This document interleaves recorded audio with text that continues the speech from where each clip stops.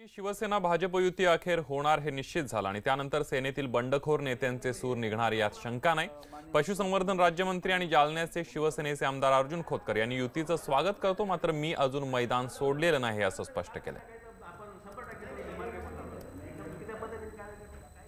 माननीय मुख्यमंत्री महोदयांशी माननीय उद्धव साहेबांचं बोलणं तुम्ही जाहीर केलं होतं, अनेकदा सांगितलं होतं की तुम्ही शिवसेनेचे या ठिकाणाहून लोकसभेचे उमेदवार असणार। आता युती झालेली आहे आणि भाजपचा हा पारंपरिक गड आहे।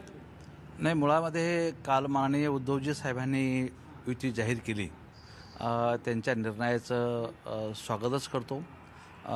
परंतु खरं तर अजून मैदान मी सोडलेलं नाही।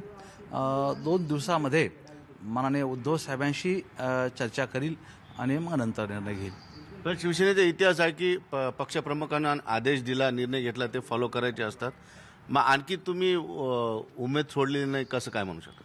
नाही, आता मी सांगितलं मी मैदान सोडलेलं नाही, पण तरीही त्या 2 दिवसामध्ये मी माननीय उद्धवजी साहेबांशी या संदर्भातली चर्चा करील आणि मग त्यांच्याशी बोलल्यानंतरच मी अंतिम निर्णय जाहीर करेल। पण आता तुम्ही बोललात की मी लोकांचा उमेदवार आहे, जालना मतदारसंघातील लोकांनी मला उमेदवारी दिलेली आहे।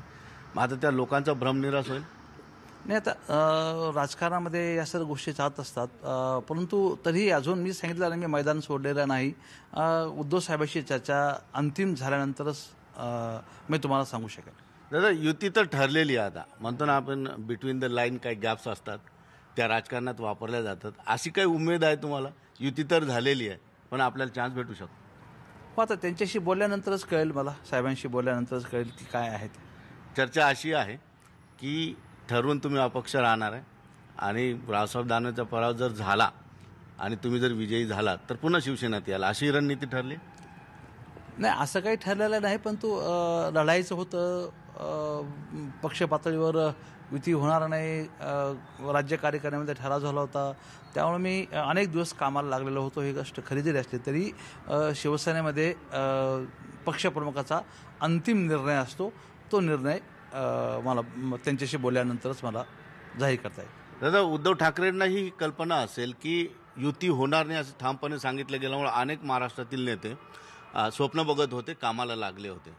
आता त्यांना कशा पद्धतीने समजूत घालू शकतात उद्धव ठाकरे किंवा तुमच्यासारखे नेते स्थानिक पातळीवर? आता ही गोष्ट खरी आहे की गेली वर्ष 1.5 वर्षापासून अनेक लोक कामाला लागलेले होते, परंतु शेवटी पक्षामध्ये असे चालत असतं आणि शेवटी शिवसेनेमध्ये तरी जो आदेश येईल तो आदेशाचं पालन करायचं असतं। मी तुम्हाला सांगितल्याप्रमाणे की मी साहेबांशी बोलायला मग ठरवेल। दादा, भाजपने फार भाषा वापरली होती, उखाड़ देंगे, गाड़ देंगे, फेक देंगे शिवसेना को। आता एवढे मनात तेढ निर्माण झालेली असताना तुम्हाला काय वाटतं, सेना भाजप एकत्रित चांगल्या पद्धतीने निवडणुकीला जाते? आता ते सर्व प्रश्न जमा झालेले आहेत। काल युती झाली वरच्या पातळीवर, वरिष्ठ पातळीवरती माननीय उद्धव साहेब, माननीय मुख्यमंत्री, माननीय अमित भाई यांच्या साक्षीने युती झाली। खरं तर मी मगाशी म्हणल्याप्रमाणे मी स्वागतच केलेलं आहे, मी स्वागतच करतो त्या युतीचं।